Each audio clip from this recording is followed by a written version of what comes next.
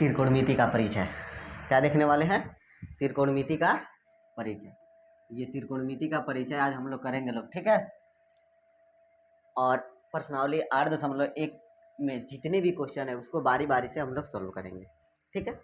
इसमें जितने भी क्वेश्चन आएंगे, ठीक है ना, वो सब के सब समकोण त्रिभुज के रिलेटिव में होंगे। जितने भी क्वेश्चन सॉल्व करेंगे सब समकोण त्रिभुज पे ही सॉल्व करेंगे, ठीक है। अब ये जानना हम लोग को जरूरी है कि समकोण त्रिभुज किसे कहते हैं, ठीक है।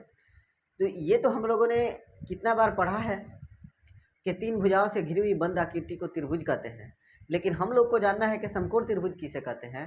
तो ये भी वैसे ही होता है कि तीन भुजाओं से घिरी हुई बंद आकृति को त्रिभुज कहते हैं, लेकिन इसमें क्या होता है कि एक कोण जो होता है वो समकोण होता है। समकोण का मतलब होता है कि 90 डिग्री का होता है, ठीक है ना। इसमें एक कोण होगा वो क्या होगा, 90 डिग्री का होगा। एक कोण जो होगा वो कितना डिग्री का होगा बाबू? तो 90 डिग्री का होगा।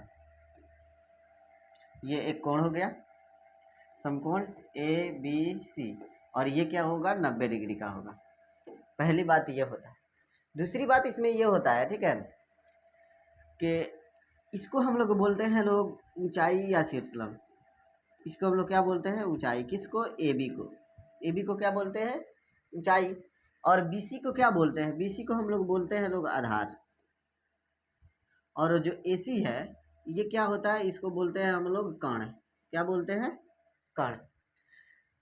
जब इस त्रिभुज को हम एंगल से चलते हैं, इस एंगल से, एंगल C है, अगर इस एंगल से चले और इसको हम थीटा मान लें, तो जिस एंगल को हम चलेंगे उस एंगल के सामने वाले को हमेशा हम क्या मानते हैं, ऊंचाई मानते हैं या शीर्ष लंब मानते हैं, ठीक है ना। और उसके बेस से जो बना हुआ कोण भुजा होता है उसको हम लोग क्या मानते हैं, आधार मानते हैं।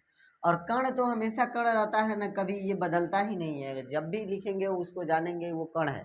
एंगल बदलेगा तो ये अगर इस एंगल से चलेंगे तो जिस एंगल से चलेंगे उसके सामने वाला क्या हो जाता है, लंब हो जाता है, यानी कि ऊंचाई हो जाता है। अगर मान लीजिए हमको इस एंगल से चलना हो, एंगल ए से जब चलना होगा तो इसके सामने वाला ये क्या हो जाएगा, ये हो जाएगा लंब यानी कि ऊंचाई। अब ये हो जाएगा क्या, आधार, ठीक है। तो जिस एंगल से हम चलेंगे उसके सामने वाला क्या होता है, लंब होता है, ठीक है। और उसका जो बेस होता है वो क्या हो जाता है, आधार हो जाता है, यानी बेस को ही हम आधार बोलते हैं, ठीक है। कर्ण कभी चेंज नहीं होता, हमेशा वहीं का वहीं रहता है। बस चेंज होता है तो लंब होता है और आधार होता है। किसके अनुसार? तो कोण के अनुसार। जब कोण के सामने वाला जो रहेगा वही क्या मेरा हो गया, लंब हो गया, ठीक है। ये बात आप लोग जान गए। ये भी बात यहाँ पे जानना जरूरी है, ठीक है।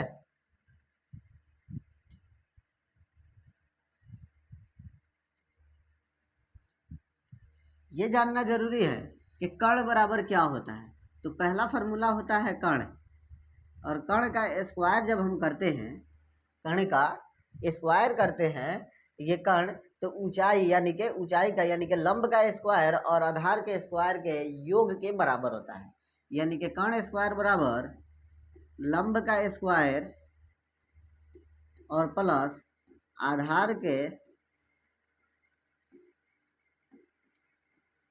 स्क्वायर के यानी वर्ग के योग के बराबर होता है, ठीक है।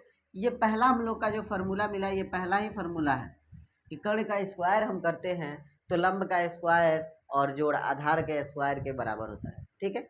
इसी फार्मूला से हम लोग कई फार्मूला का प्रयोग बना सकते हैं।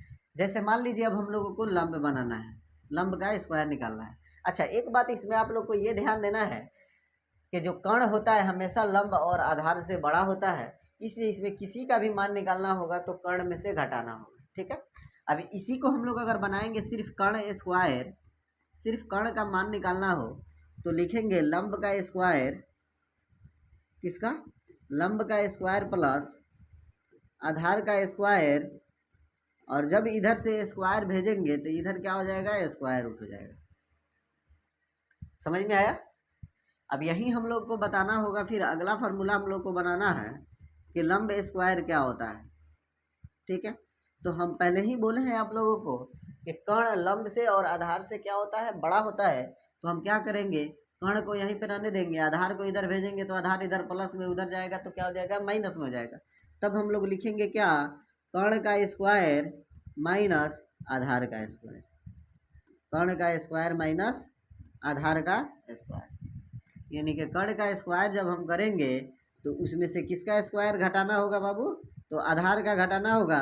आधार का क्यों घटाएंगे, क्योंकि कर्ण से छोटा होता है आधार, तो बड़े वाले में से ना छोटे वाले को घटाया जाता है।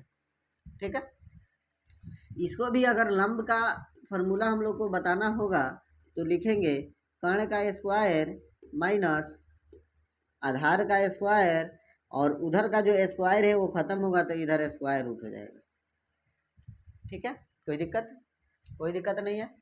तीसरा फार्मूला ये है कि अब अगर हमको आधार निकालना हो, आधार का स्क्वायर निकालना हो, तब लिखेंगे आधार का स्क्वायर बराबर, फिर हम क्या करेंगे, कर्ण में से ही घटाएंगे, लिखेंगे क्या, कर्ण का स्क्वायर माइनस लंब का स्क्वायर। अब लंब को क्या करेंगे, इसमें से घटा देंगे। ठीक है, जैसे ही सिर्फ हम लोगों को आधार को पता करना होगा तो लिखेंगे आधार बराबर, उधर का स्क्वायर है तो इधर भेजेंगे तो स्क्वायर रूट हो जाएगा, कर्ण स्क्वायर माइनस लंब स्क्वायर, और उधर का स्क्वायर भेजेंगे तो इधर क्या हो जाएगा, स्क्वायर रूट हो जाएगा। यही हम लोगों का फॉर्मूला है, इसी चारों फार्मूला पे हम लोग को चलना है। ठीक है, अच्छा ये फार्मूला है, ये किसने प्रतिपादन किया था, किसने खोजा था, तो पाइथागोरस परिमेय का ये फार्मूला है। पाइथागोरस क्या है, एक वैज्ञानिक है, वहीं इसको क्या किए थे, खोजे थे।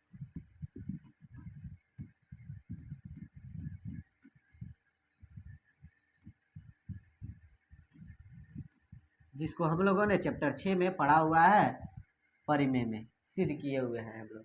ठीक है, एक और बात यहाँ पे ध्यान देना है कि कर्ण को हम h से सूचित करते हैं, क्या चीज से, h से, लंब को p से, और आधार को क्या चीज से सूचित करते हैं, b से। तो यहाँ जितना भी लिखना होगा हमको, तो हम लिख सकते हैं कि कर्ण बराबर यानी कि h का स्क्वायर, लंब p का स्क्वायर, और आधार तो b का स्क्वायर, ये हम लोग लिख सकते हैं। इसके लिए कोई दिक्कत नहीं है, आप हिंदी में लिखिए या फिर उसी को अल्फ़ाबेट में करके आप लिखिए। ठीक है, यहाँ तक कोई दिक्कत किसी भी बच्चे को, कोई दिक्कत